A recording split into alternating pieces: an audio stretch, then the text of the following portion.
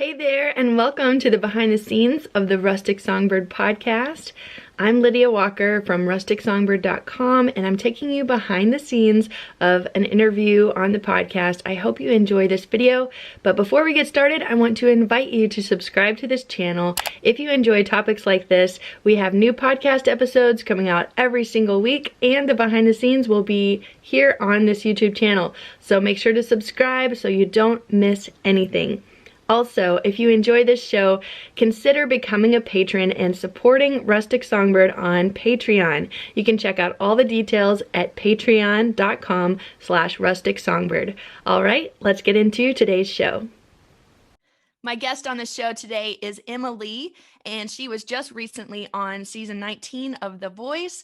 And we're going to talk to her about her new music coming out and also the behind the scenes stories of what it was like seeing herself sing on national TV, what it was like being coached by Kelly Clarkson on Team Kelly, and just overall her experience being on The Voice. This is such a cool opportunity, and I thought, why not bring her on the show? And guess what? This is actually her second time being on the show, but a lot has changed since then. So there's a lot of updates to talk about, and I'm just so excited to have her here. So Emmalee, welcome to the show. Hi, thanks for having me. And also we have DarleneRaye here on the show. She has been the podcast assistant for what, a year and a half? A year and a half. Oh my goodness. Yes. It has already been that long. Amazing. She is my right-hand woman, and she's going to join us. So we've got all three of us on the call today, which is something fun and different for the show. But Darlene has some questions as well, because we both followed Emmalee on The Voice, and we're just cheering her on the whole way that she was on the season. And so Darlene's going to be popping in here too with some questions. But first off, Emmalee, share a little bit about your music and what has happened to get you this far. Yeah. I know you know my story, but for anybody who doesn't, I started writing music when I was 11 years old. My parents got me a guitar for Christmas, and it really just like unlocked so much creativity and just a way to express myself. And I, just slowly began like working on my craft, working on writing. And really at the time, it was just something for fun and to express myself. And I realized a few years in, I was like, man, I'm really passionate about this. I love doing this. And, Lydia, you were somebody who really poured into me and encouraged me really early on to go for it and to pursue music. And that has meant so much to me. So I released my first EP when I was 13 years old, and it was nothing special, but it was out there. And, I think it boosted my confidence as an artist, just to be like, okay, I put an EP out, let's keep going. Fast forward several years later, I started writing for film and TV, which is something new and really fun for me just to experiment with and figure out. And began writing mainstream music. And, I just love that with all of my heart. I just love writing and expressing myself. And so released a few singles last year, and then COVID hit and all the craziness began. And it was, for everybody, it was like, what do we do? But for artists, it was really challenging to figure out, okay, what are we going to do? We're not playing shows. I'm a worship leader, and, we were virtual for church for several months. And so that was a really difficult thing to figure out, okay, what am I going to do now? And I had seen in January, actually before the pandemic hit, that The Voice was going to be in Nashville. And I had auditioned once when I was 17. And it was not a bad experience by any means, but I wasn't ready for it. And I was like, I never want to do that again. I'm never going to do that again. And, I had prayed about it. I was like, God, this is just not the right opportunity. It's not the right door, and you're closing it. And then I saw that The Voice is going to be in Nashville in January. And I was like, I don't know why, but I really want to audition. And so I talked to somebody, and I was like, is there any way that I can get a private audition? And most people don't know how many auditions are beforehand, before you even get to the recorded portion. And so, the door opened, and I was able to get a private audition in Nashville. And that's such a fun experience. And you meet a lot of people just right there in that circle that you're like, I wonder if I'll be sitting in LA with these people in a few months. And I actually sang my audition song, How Will I Know, in Nashville. And got an interview and went through the process, and they were like, okay, well, you'll know by March. It's crazy the amount of time that you have to wait. It's like, you know what, that's great, you'll know by March. So then obviously March really changed, and we continued to get emails from The Voice of, we don't know what's going to happen, and we don't know what the process is going to look like, so just stand by. And then in April, I got an email saying, we're fast forwarding everything. We're bypassing executive auditions in LA. We're going straight to blind auditions, which is an awesome email. Like, that's a great thing to get. I about threw my computer. I was like, oh my gosh, like, I don't even have to go through all the other like steps. I just get to audition. And so, flew out to LA in July. And I mean, it's crazy to think that this, it's been a year, basically a year's worth of auditioning for the show. So it's crazy. And, began the process of auditioning, which is a very lengthy process. And it's about a month's worth of, well, in our case, it was several weeks of quarantining once we got there, only ordering room service, not leaving our rooms for any reason at all. And literally calling my mom every day, several times a day. I'm bored. What do I do? And so, and like, at first I thought, man, this view is beautiful and I get to look at the California hills. And then about, 2 weeks later, I was like, I want a different view. Yeah. And so, that was just crazy. And then like anything, we were kind of like guinea pigs. They'd never had to deal with the pandemic before. We were being tested 3 times a week, wearing masks everywhere, not really able to hang out much. And but through it all, it really was a great experience, and I learned a lot, and it boosted my confidence as an artist. And so you have a month's worth of wardrobe, which is like, I think any girl's like biggest dream. And then band rehearsals, and this band is the best that I've ever played with. They're top-notch professionals. They're amazing. And then you finally get to your audition day, which was just the craziest and most stressful experience of my life. There were so many delays that happened right before my audition, and it's just the nature of TV. Like, you don't know what's going to happen. And with the pandemic on top of that, they had several people in isolation that weren't going to get to audition that got cleared to audition the last day. And I had been called the night before at like 10 o'clock saying, hey, you're going to get to audition tomorrow, which was so crazy. And so, then several people were rushed to auditions and got to audition before me. And there were breaks that we didn't expect and all these things. And I'm backstage and I'm hearing, my team is full. And I'm like, listen, I'm not going to get to audition. Like, this is not happening. And, through all of that, I can say that like, I had an overwhelming sense of peace through it all, which is just, amazing. And God is so good for that. And finally, they were like, okay, you've gone through makeup like 3 times. We're sitting you through one more time. You actually get to audition. And so, stepping on that stage, singing a Whitney Houston song, which is, just an incredible honor for me to be able to redo a Whitney Houston song, make it my own, and hopefully make people forget that it was ever a Whitney Houston song, because that's not my goal, to sound like Whitney Houston. She's incredible. And so, and within the first few notes, John Legend turns around, and then Kelly Clarkson turns around. And insert me screaming at the television. Loved that moment. I was like, yes. Yeah, so cool. So just amazing, validating. It's like, these people are incredible, and they're some of the best at what they do, and they hear something in your voice that's unique and special. And so, I mean, that's just incredible. And from the get-go, I knew that I wanted to be on Team Kelly. And, I grew up listening to her music. I loved American Idol, and like my mom and I watched that religiously. We love American Idol. And so, just to see somebody who came from a similar show and a similar background was, I was like, I just feel like she has so much knowledge and wisdom. And so, I knew right then, I was like, I'm on Team Kelly.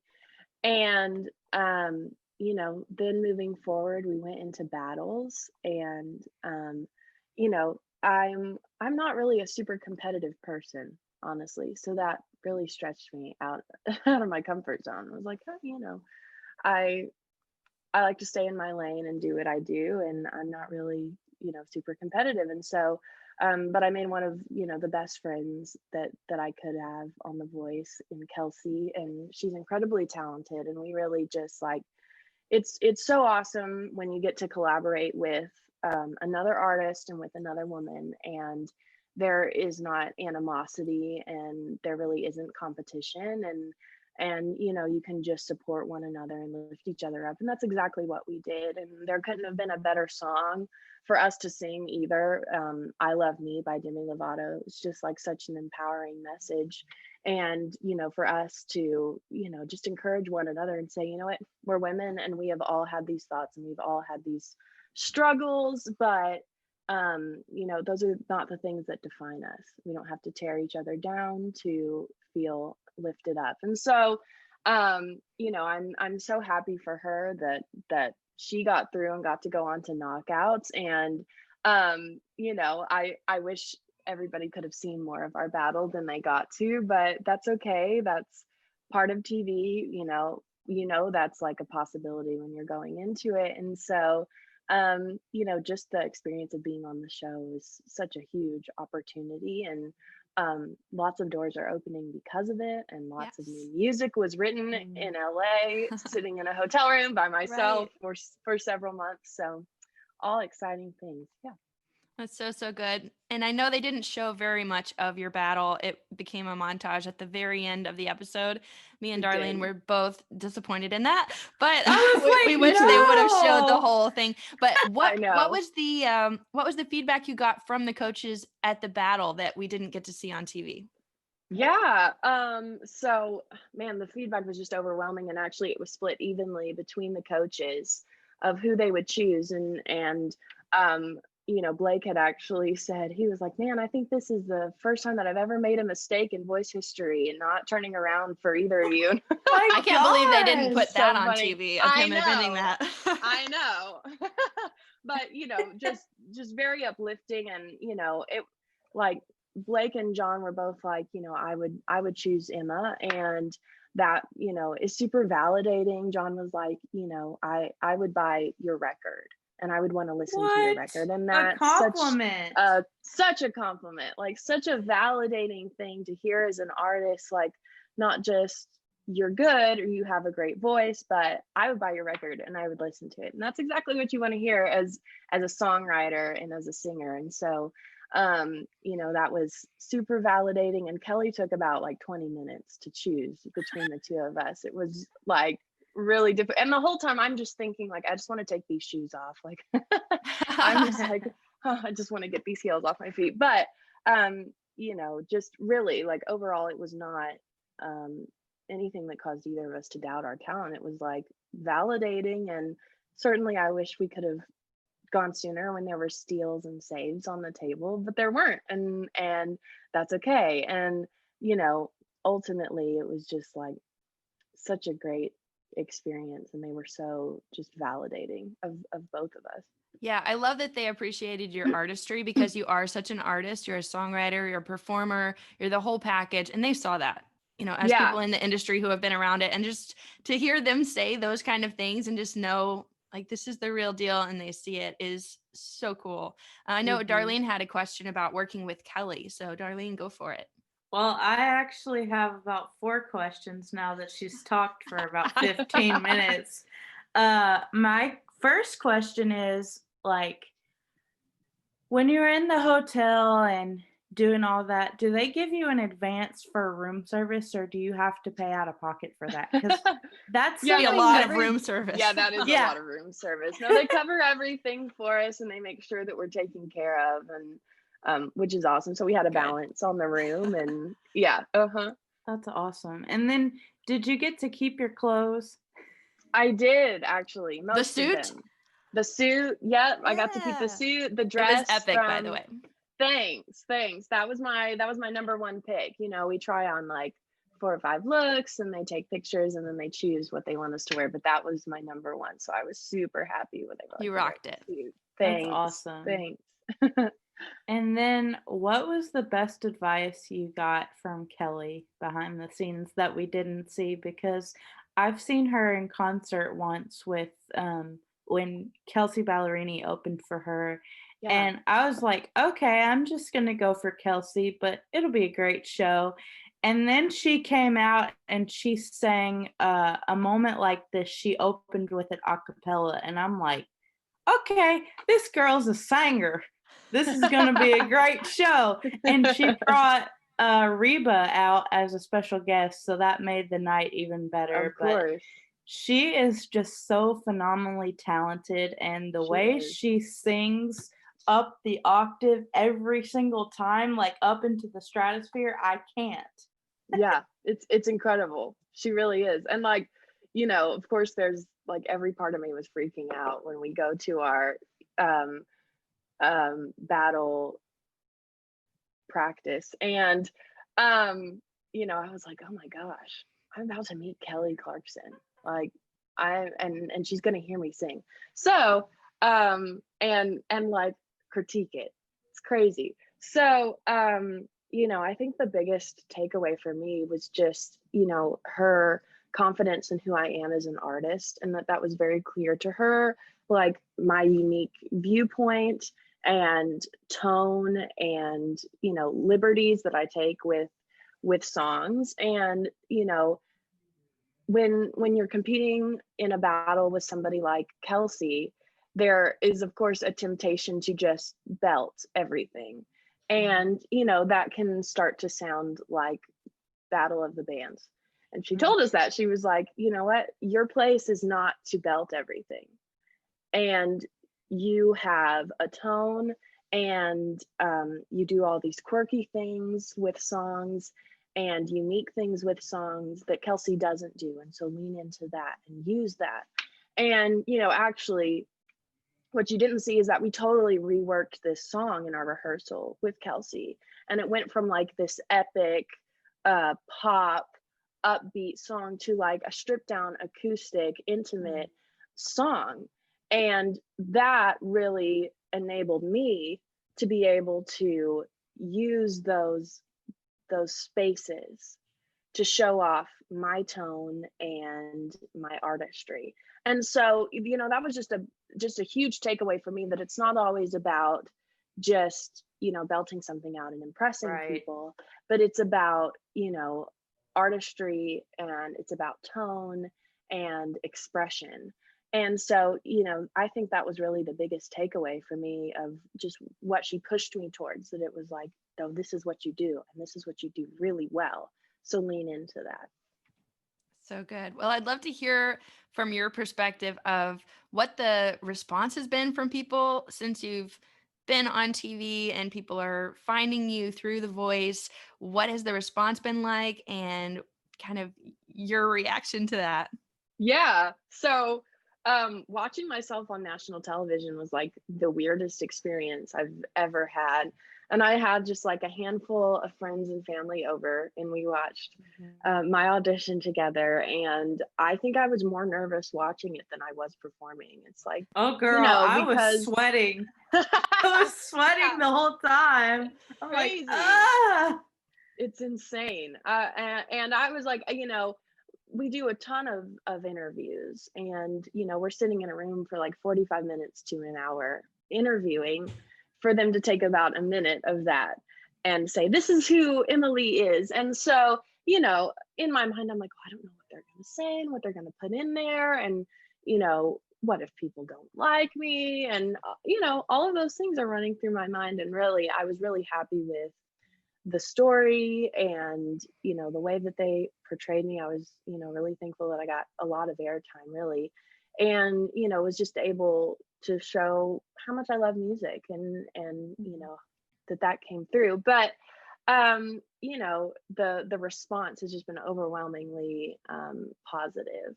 And I had some fears in the back of my mind of like, what are people going to say about me doing a Whitney Houston song? And, really my hope was just that it was obvious that I am a songwriter and I'm an artist. And so, I hoped that what I did with that song just like made people forget that it was ever a Whitney Houston song and that it just felt like me. And, I think that I was successful in doing that. And so, the response was just overwhelmingly positive. And it was like, I can't believe you did a Whitney Houston song and you nailed that. And, that's just awesome, and gained a lot of like new family and new friends through this experience, and people who, not only were excited that I was on the show, but are excited for what's coming and the new music that is coming and supporting the old music. And that's the best, that's the best part. And that's what you want as an artist is, just to bring people along on your journey and continue to share songs and continue to tell your story and express other people's story that they're not able to express in that way. And so, the response has just been incredible. And of course, Clarksville is just, I would consider it my hometown. And, Clarksville has been just above and beyond supportive, and people, that I've never even met, I've been able to connect with because they're from Clarksville and they, saw me representing on The Voice, and that's really awesome.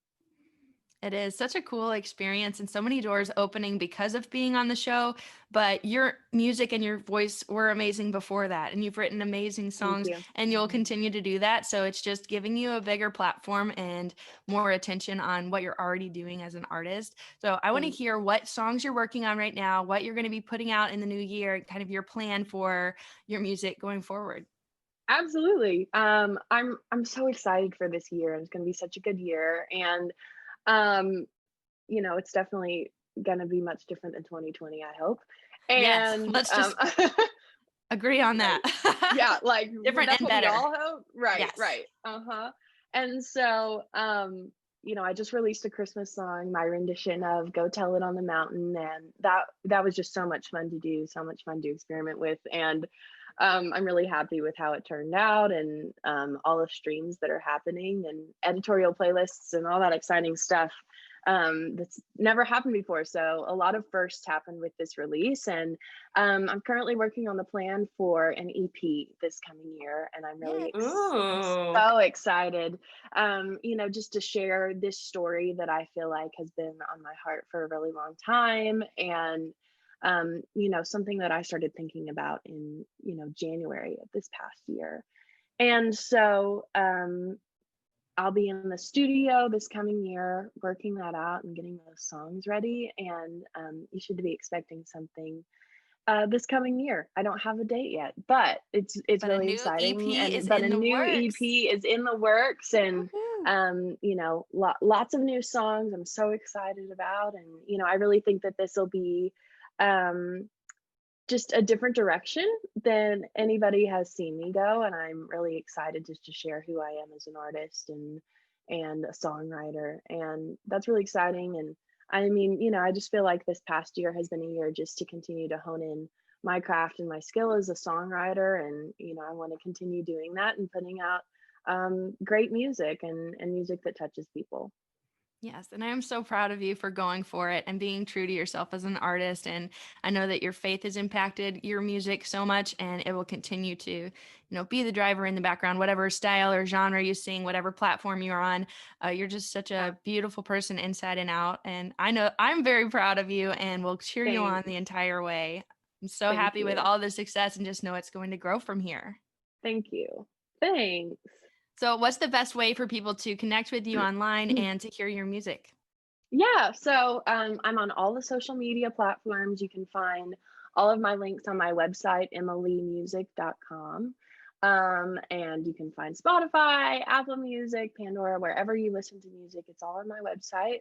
But I would, greatly appreciate it if people followed me on social media, Instagram, Facebook, all that good stuff. But you can find everything on my website. Perfect. Thank you so much for your time today and sharing some more behind the scenes of being on The Voice, what it was like for you. I wanted to hear from your perspective what it was like, and it seems like a crazy ride. So thanks for being willing to share some of the you know, just the gritty details of what went on. And I am glad that it was a positive experience for you overall, even though there were a lot of waiting times and a lot of difficult obstacles to overcome.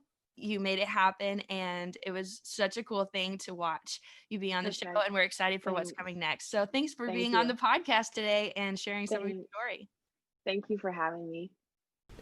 Real quick, I want to say a big thank you for watching this behind the episode here on the YouTube channel, and I want to invite you to subscribe to this channel for more topics like this coming soon. We have new episodes of the podcast every single week, and share the behind the scenes right here on YouTube. So hit that subscribe button so you don't miss anything. Also, if you enjoy this podcast and want to show your support, consider joining our Patreon community to support us on a monthly basis. You can check out all the details at patreon.com/Rustic Songbird. That's patreon.com/Rustic Songbird to become a patron today.